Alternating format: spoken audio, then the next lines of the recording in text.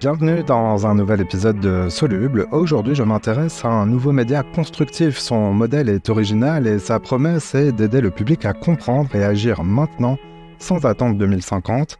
Bonjour, Aude Baron.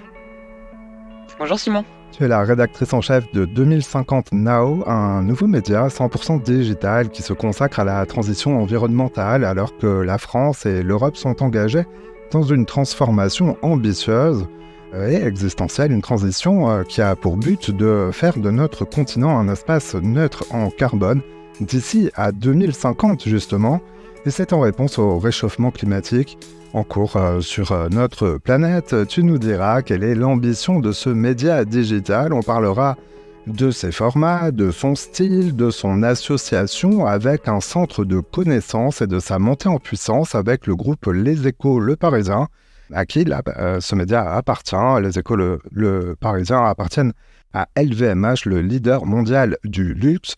Mais d'abord, on veut en savoir un peu plus sur toi, Aude. Tu es une journaliste. Est-ce qu'on peut dire que les transitions et les nouveaux modèles de médias jalonnent ton parcours professionnel? Parle-nous un peu de ce que tu faisais avant de lancer 2050 Now au printemps 2024.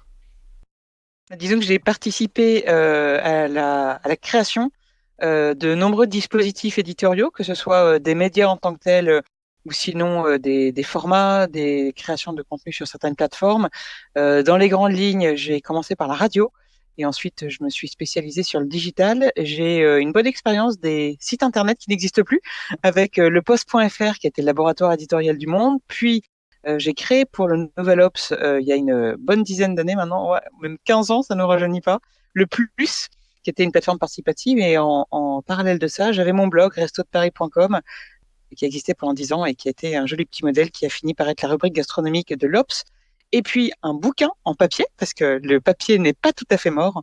Et ensuite, j'ai passé 9 magnifiques années à Eurosport, où j'ai mis les mains dans le cambouis de la vidéo sur toutes les plateformes, que ce soit des sites, plateformes digitales, linéaires. Et j'ai rejoint le projet 2050 Now en décembre 2023.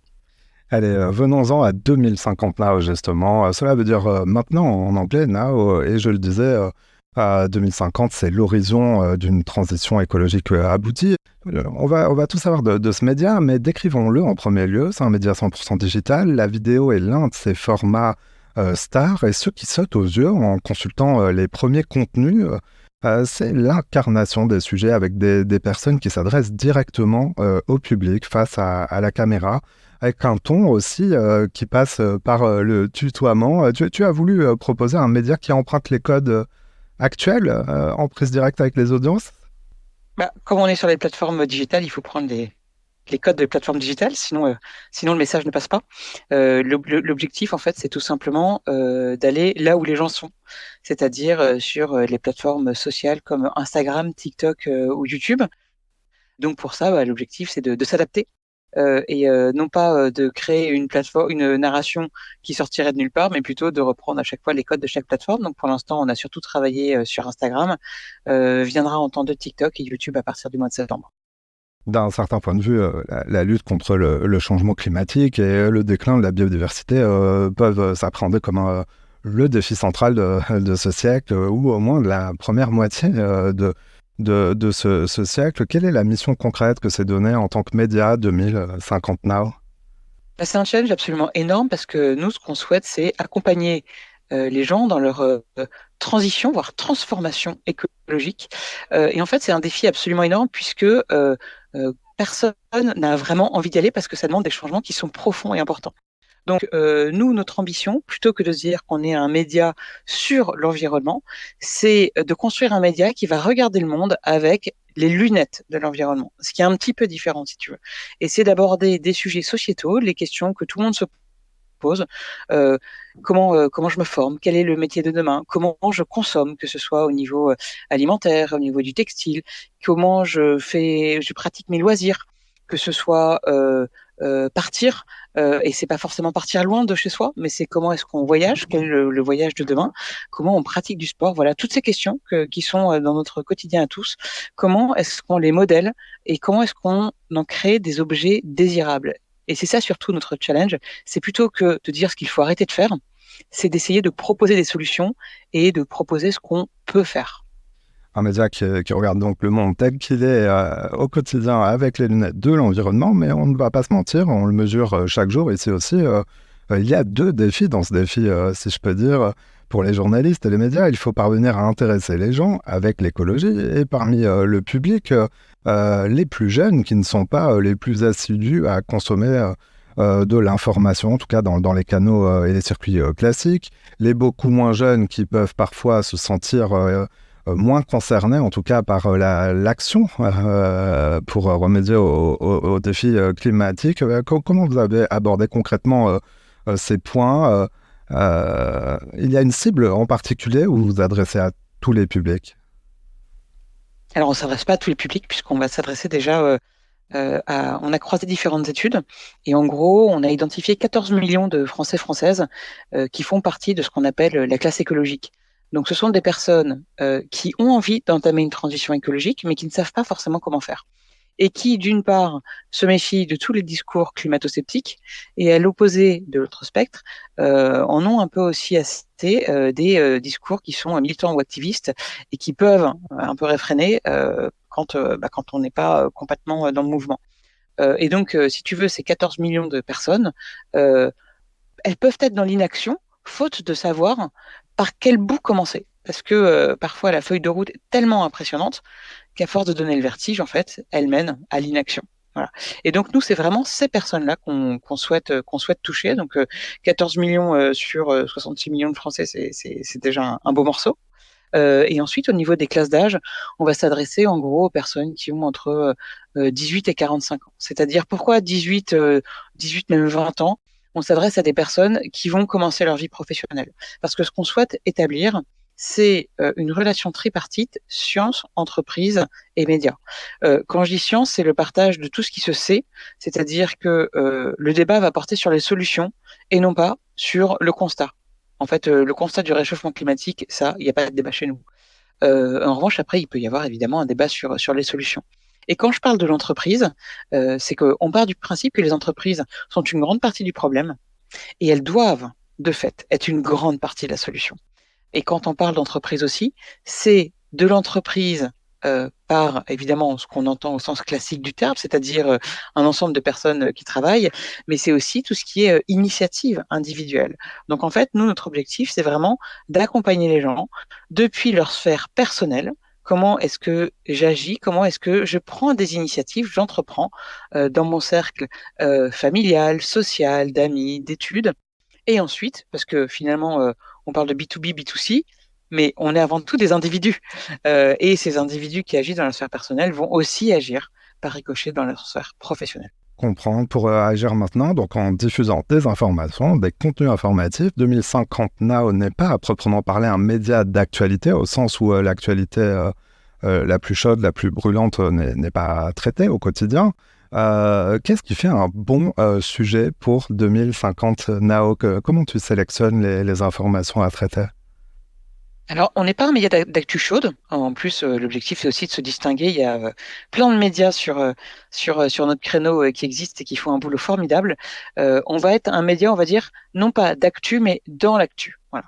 Et l'objectif, c'est à la fois de trouver l'équilibre entre des sujets qui vont, ce qu'on appelle des sujets evergreen, donc qui sont pas forcément directement liés à l'actu, c'est des sujets sociétaux qu'on peut lire à tout moment, qu'on soit en janvier à décembre, en 2024 ou en 2028. Et puis, on va aussi rebondir sur des sujets qui font l'actu. Là, tu vois, par exemple, il y a les Jeux Olympiques qui arrivent et on est en train de préparer une série sur le sport où on va aller rencontrer des athlètes qui agissent et qui sont dans l'action, soit pour changer leur propre pratique du sport, soit pour réfléchir sur le sport de demain. Concrètement, à quoi ressemblera le sport en 2050? Voilà. Donc, tu vois, c'est vraiment un équilibre à trouver entre le chaud et le froid. Un média dans l'actu. Alors un mot sur les équipes, qui dit média dit journaliste. Il y a aussi des intervenants qui sont des spécialistes, des gens qui agissent sur le terrain de la transition. Comment sont constituées les équipes et les intervenants, alors notamment dans les vidéos? Alors déjà, on est en pleine croissance puisque on est encore tout jeune. Donc là, pour le moment, on a deux journalistes vidéo, Maëlys Delaruelle et Fabien Marcasini-Dufaux, qui eux sont permanents. Et je suis en phase de recrutement. Donc l'objectif, c'est qu'on fasse grossir cette petite équipe. On a des freelances aussi qui nous accompagnent, notamment pour cadrer, monter, écrire des posts. Enfin voilà. On est accompagné par des consultants aussi qui nous proposent, enfin qui nous apportent une aide très précieuse, que ce soit sur la stratégie pour identifier les bonnes personnes avec qui on doit travailler, et où nous collaborons aussi avec soit des créateurs créatrices de contenu, soit des personnes en fait qui détiennent un savoir, une expérience, et que nous allons mettre face caméra. Et donc les personnes que vous voyez actuellement sur les vidéos, en gros, il va y avoir trois types d'interventions. Déjà, les journalistes, Maëlys ou Fabien. Ensuite, des chroniqueurs qui interviennent régulièrement. Ça, on en a 5 à ce jour. Et puis, des personnes qu'on va aller chercher au coup par coup en fonction de leurs histoires. Ah, vous avez aussi un journaliste jardinier, de quoi s'agit-il? Alors ça, c'est Fabien qui l'a remarqué. Oui. Fabien, en fait, il a un profil particulier. D'abord, au-delà d'être un super journaliste, il a un super projet personnel. En fait, il habite à Paris, mais il a par ailleurs une petite maison pas très loin de la Loire, et dans laquelle il y a un jardin et qu'il est en train de retaper. Et en fait, il partage des vidéos sur son compte personnel Instagram, où il explique en fait comment ça se passe pour récupérer un jardin qui est en mauvais état, et comment on en fait un bel espace respectueux de l'environnement. Et c'est vrai que on a repris une de ces vidéos pour voir ce que ça donnait. Et l'idée, c'est de faire converger en fait ces sujets avec les nôtres et de faire régulièrement des collabs. Du jardinage aux modèles économiques qu'il faut transformer, ou en parlant du climat, de la météo, le média est né au printemps 2024, mais il a un calendrier de montée en puissance, tu le disais. On a parlé de vidéos courtes, mais d'autres formats arrivent bientôt. Est-ce que tu peux nous en dire un peu plus? Il y a notamment l'arrivée prochaine de newsletters, l'écrit qui arrive. Ouais, exactement. Donc pour l'instant, très concrètement, on est présent sur Instagram, TikTok et YouTube en version Shorts. Au mois de juin, il va y avoir l'arrivée de newsletters. Ça, c'est des newsletters gratuites. Et ensuite, si je fais vraiment tout le calendrier, à partir de septembre, on va avoir une offre un peu plus longue sur YouTube. Les premiers formats vont faire 12-15 minutes environ. Et le dernier, on va dire, le dernier wagon du train, ce sera des newsletters payantes. Et là, ces newsletters payantes, en fait, alors je peux pas en dire beaucoup plus, mais on est en négociation exclusive pour acheter un acteur du marché qui fait de la newsletter donc B2B sur le secteur de l'énergie. Et l'objectif, c'est de racheter cet acteur et de lui donner les moyens de grandir. Et la newsletter gratuite qui arrivera au mois de juin va être un intermédiaire. En gros, ce qu'il faut comprendre, c'est que on a conçu ce média sur le système d'un entonnoir. Tout en haut, vous avez les vidéos courtes longues qui font un maximum de reach, mais qui retiennent l'attention assez peu longtemps. Et plus vous allez descendre dans l'entonnoir, plus on va s'adresser à une audience qualifiée qui va rester plus longtemps, on va dire, sur nos contenus, pour aboutir à des contenus payants. Donc tout en haut, vous avez les vidéos courtes sur les plateformes verticales. Deuxième échelon, on va avoir les vidéos longues sur YouTube. Ensuite, la newsletter gratuite. Et on passe au dernier échelon, qui est la newsletter payante. Et là, qui est du B2B. Alors, tu utilises le mot de l'entonnoir. J'avais noté sur mon papier le terme de poupée russe. Je le disais en introduction, le modèle de 2050 Now est original. Il est diffusé donc sur différents canaux gratuits, payants, différentes plateformes. Parlons un peu plus de l'offre payante. À qui s'adressera-t-il? Parce que je t'ai entendu prononcer le mot de B2B, business to business. Est-ce que vous ciblez alors là, pour les newsletters payantes, un public différent du grand public? Ah bah, là, pour le coup, en fait, c'est un acteur c'est une newsletter qui existe déjà et donc qui a déjà son public. C'est aussi pour ça qu'on l'achète. C'est au-delà du contenu, c'est aussi pour son portefeuille de clients. Donc, ce qui nous permet de partir sur une base solide. Et là, pour le coup, cette newsletter, elle s'adresse à des salariés qui travaillent dans le secteur de l'énergie et qui ont besoin d'informations très spécifiques, et notamment juridiques, sur toutes les évolutions liées à ces marchés. Voilà. Et donc, nous, notre objectif, c'est de développer les verticales de cette newsletter, c'est-à-dire de développer les informations, notamment juridiques, autour de chaque énergie. Alors, je le redis, quand tu dis nous, c'est ton média, mais c'est aussi le groupe Les Échos, Le Parisien. Le dernier élément de cette poupée russe, c'est que 2050 Now est adossé à un centre de compétences, un lieu physique qui s'appelle la Maison 2050. Son but est de collaborer avec les entreprises, de les aider à placer le vivant, l'humain et la nature au cœur de leur stratégie. Il y a 6 entreprises partenaires de cette maison. Alors, il s'agit de Bouygues, de BNP Paribas, d'Engie, de SNCF Voyageurs, de Veolia et de ta maison mère, l'entreprise et le groupe LVMH. Peux-tu nous parler un peu de l'articulation entre cette maison, ce centre de connaissances et le média 2050 Now? Alors en fait, si tu veux, en gros, 2050 Now, c'est un écosystème et tu as 2 pieds. Un pied média, donc c'est celui pour lequel je bosse, et tu as le pied qui est celui de la maison. La maison, en fait, c'est tout simplement l'adaptation d'une entreprise qui existe déjà depuis 17 ans, qui s'appelle NetExplo. Et NetExplo, en fait, ça a été racheté par le groupe LVMH en 2017, et c'est une entreprise qui a connu un très très fort succès, qui a été créée par Thierry App et qui a fait de l'accompagnement pour les entreprises pour la transformation digitale. Et en fait, avec le Covid, la transformation digitale des entreprises s'est fortement accélérée. Et si tu veux, il y a eu une synchronicité entre le besoin de faire évoluer NetExplo et Vincent Giré, qui est le directeur éditorial de 2050 Now, qui est arrivé avec cette idée et qui l'a proposée à Corinne Brégen, qui est la DG du groupe Les Écoles Parisiens. Donc en gros, si tu veux, l'objectif, c'est pourquoi est-ce qu'on est tous sur cette même marque? C'est d'avoir d'un côté un média qui va toucher le grand public et de l'autre la maison qui est vraiment, elle, très sur les entreprises. Donc concrètement, qu'est-ce qu'ils font? Parce que quand on parle d'accompagnement entreprise, ça peut paraître un peu vague. Il y a un gros centre de prospective pour repérer les entreprises innovantes et les présenter aussi des tendances et faire de la formation notamment. Alors, ce sont 2 entreprises différentes, c'est-à-dire que chacun travaille, dans son autonomie, notamment les journalistes. Mais pour nourrir les contenus, ce centre de connaissances-là va attirer votre attention sur des innovations, par exemple? Bah voilà, par exemple, quand l'objectif, c'est, alors pour le moment, il va falloir qu'on monte en puissance justement sur une collaboration. Mais je donne un exemple concret. Chaque année, donc NetExplo, désormais la maison, publie au mois d'avril ce qu'on appelle les Global Trends. Donc, ils scannent des milliers d'entreprises innovantes à travers le monde pour en retenir 100 qui figurent dans un livre qui est donc donné aux clients de la maison. C'est ce qui en fait aussi le cœur de son business model.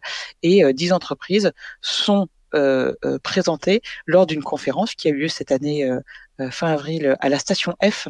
Et c'est Sylvain Louradour qui s'en occupe. Et nous, on a fait une vidéo sur une de ces entreprises innovantes qui s'appelle Mycocycle, et c'est un modèle hyper original. En fait, il dresse, si on peut dire, des champignons pour digérer nos déchets les plus toxiques. Et ces déchets, en fait, sont digérés par des champignons et peuvent ensuite être réutilisés dans le BTP. Voilà, donc si tu veux, c'est aussi, on va s'appuyer sur la maison pour valoriser des entreprises qui innovent en faveur de la transition écologique.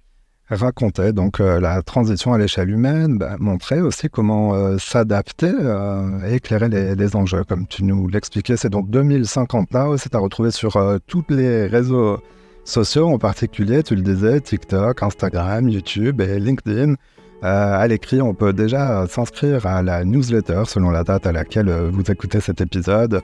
La newsletter dont la première parution est en juin 2024. Vous pouvez vous inscrire à la newsletter en tapant 2050now.com. Avec tous les liens dans la description de cet épisode. Aude Baron, rédactrice en chef, on souhaite bon vent à ton nouveau média. Merci beaucoup Simon, merci de ton invitation.